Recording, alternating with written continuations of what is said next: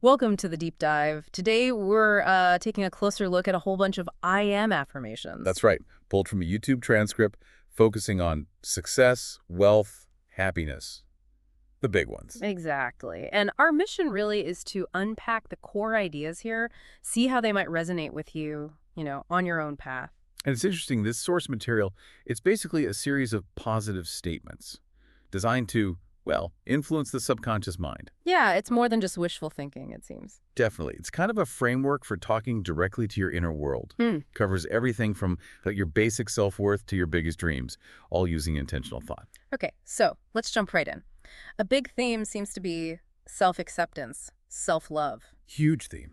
We see things like, I am enough and I am worthy of love and respect. Now, they sound simple, right? Deceptively simple. But why is it so hard for many of us to actually feel that way? That's the million-dollar question, isn't it? Because I am enough. Yeah, it sounds easy, but we're constantly bombarded. Messages telling us we need to be more, do more to be worthy, internally, externally.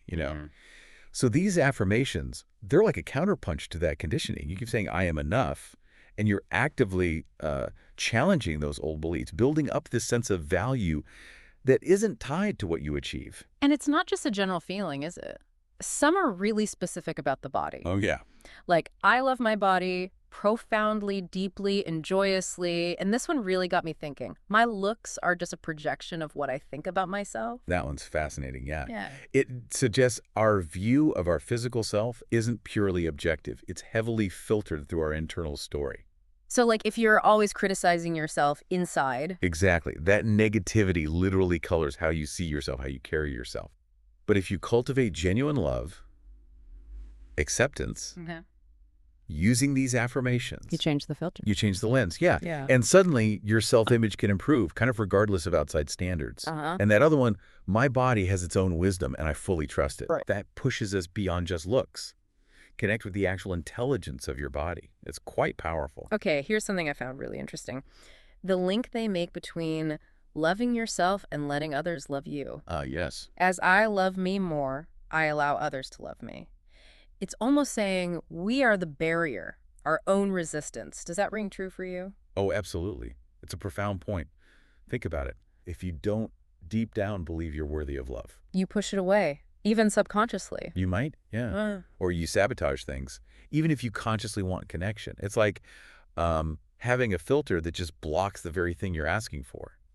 So working on self-love is like taking down that filter, signaling to yourself, okay, I am deserving, which then makes you actually open to receiving it. There's also this idea of celebrating what makes you unique. Right here, right now, I choose to honor my beauty, my strength, and my unique way of being. It's a conscious choice, isn't it? Appreciating your own specific flavor. Yeah. And I really like this one. I am not perfect. I am just myself. I love myself. I love myself no matter what happens. That feels solid, like real self-acceptance. Totally. That hits the nail on the head regarding self-compassion.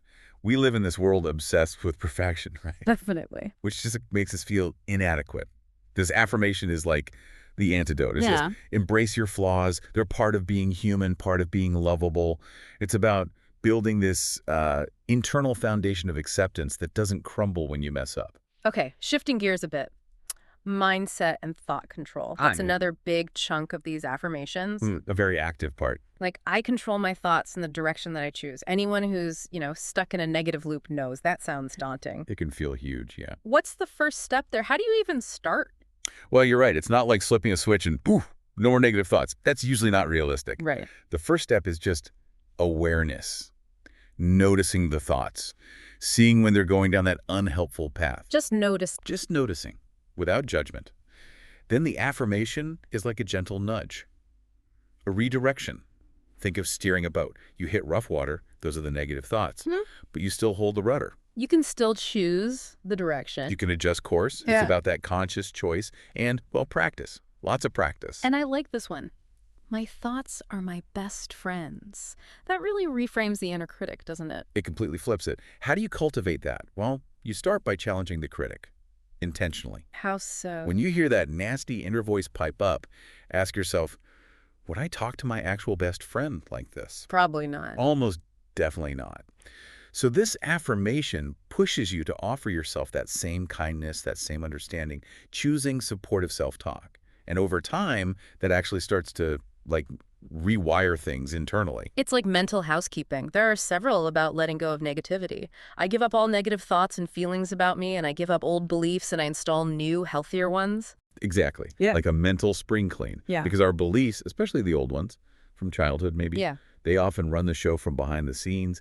We don't even realize they're driving our thoughts, our actions. So you identify them and Replace them. consciously replace them with something more empowering, yeah. And then there's, my mind is a powerful tool, and I use it in my own best interest. That reinforces the idea that, hey, you can harness this power for good. And my thinking is clear, organized, and focused. That speaks to mental clarity. Yeah, which is crucial for, achieving things, getting through challenges effectively. Okay, let's move into purpose and destiny. This is fascinating. Some affirmations position us as creators.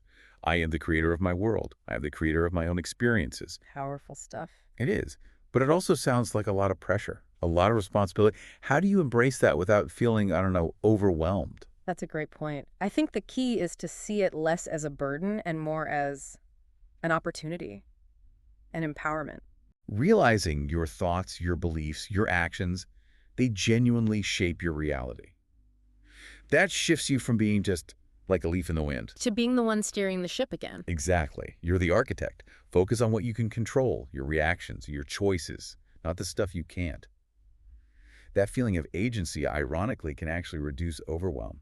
It puts you back in charge. And there's a lot about finding your purpose. The more I get to know myself, the clearer it becomes what my life's purpose is. And today I follow my heart and I discover my destiny. It suggests purpose isn't some external thing you stumble upon. It comes from inside. It emerges from within, yeah.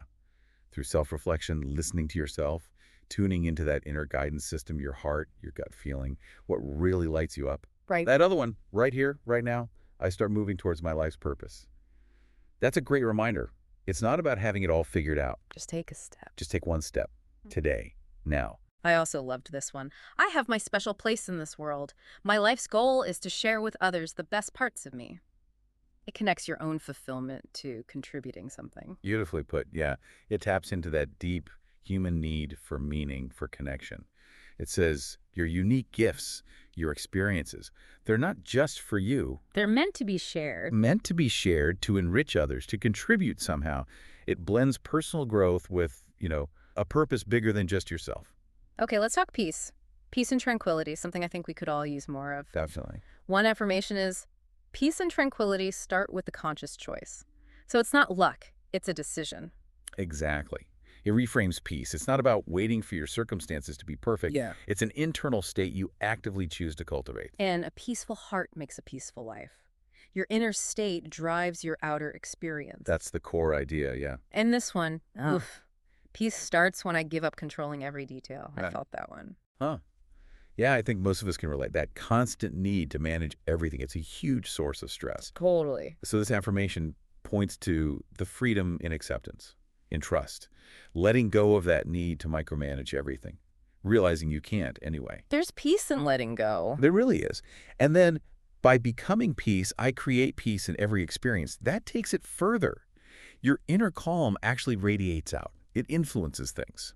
And the simple one, I am calm, just as an anchor. A powerful anchor, especially when things feel chaotic. Just repeat it. Breathe into it. Okay, love and relationships. A clear intention here. I am ready for a real and filled with love relationship. It's like putting out the welcome mat, isn't it? Yeah, signaling openness. A genuine willingness to give love and, crucially, to receive it. And then all my connections are significant and they fill me up. As I share love with others, the universe gives back love. That highlights the give and take. Healthy relationships nourish you, but you also contribute. And several focus on appreciating others and also letting love in. I appreciate every person I meet as worthy of my love. Right. Generosity of spirit. And I deserve to be loved, and I allow myself to be loved. Also, I'm open to welcome others' love and admiration. It keeps coming back to removing our own blocks, doesn't it? It really does. These directly tackle those feelings of maybe not being worthy or that tendency we sometimes have to just shut down affection. Right. By consciously saying, no, I am worthy, I am open, you're literally creating a more welcoming internal space for connection. And what about I am the perfect partner for my perfect partner? That's an interesting angle. It is interesting. Instead of obsessing about finding the perfect person out there, Focus on yourself. focus on becoming the best version of you, Yeah, which in theory attracts someone who's a great match for that version of you. It shifts the focus inward. makes sense. Yeah. Let's touch on health and well-being, also big. Affirmations like, I am strong and healthy, my energy and vitality increase each and every single day. Yes. Many people can get behind that one. It's about building a positive relationship with your own health. Reinforcing that belief in your body's wellness. Exactly. Believing in its capacity for vitality. And then, my inner voice guides towards the right ways of healing. That emphasizes intuition, listening to your body's signals about what it needs. I like the framing of abundant health and well-being are my birthrights. Like, that's our default state. It's a very powerful reframe, yes. Suggests illness or lack of well-being isn't the natural state. And then there's a strong focus on self-care actions. Right. Today, my own well-being is my main priority. And I love taking care of myself, even nutrition. Today, the food I give my body is my highest priority. It's holistic, you see. Mind, body, actions. These affirm the importance of consciously prioritizing your own needs, physical, mental, emotional. Because if you affirm it, you're more likely to do it. You're more likely to actually do the things that support your health. And I am grateful for the opportunity of balancing my mind, body, and soul ties it all together, that interconnectedness. Okay, intuition, inner wisdom, things like, I completely trust my inner voice. And my inner voice guides in every moment of my life. Mm-hmm. Learning to listen to that internal compass. How do these help? Well, they encourage you to strengthen that connection to your intuition. Think of it like a muscle. Needs exercise. Exactly. Your inner voice is this source of wisdom that's always there. By affirming trust in it, you start paying more attention to those gut feelings, those little nudges. And today I am fully in sync with my inner wisdom. That sounds like a nice state to be in. State of alignment, yeah.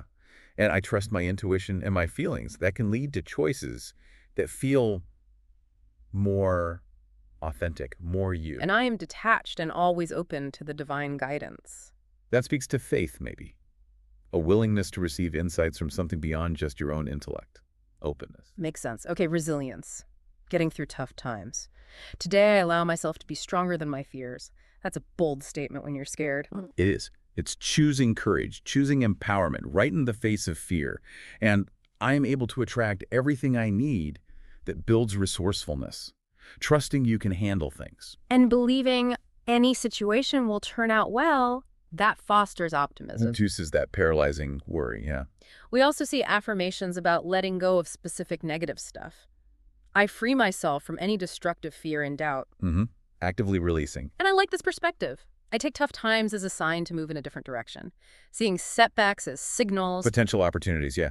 Reframing challenges as chances for growth, for change. It builds emotional agility. And simply deciding, I choose to be optimistic about any problem, that changes how you approach it. Absolutely. It shifts your entire perspective and response. You become more proactive, less reactive. Forgiveness is key too, isn't it? For moving on. Essential. I am willing to forgive. Forgiveness is my precious gift. I forgive myself, others, and I free myself. Wow, that covers a lot. It really does.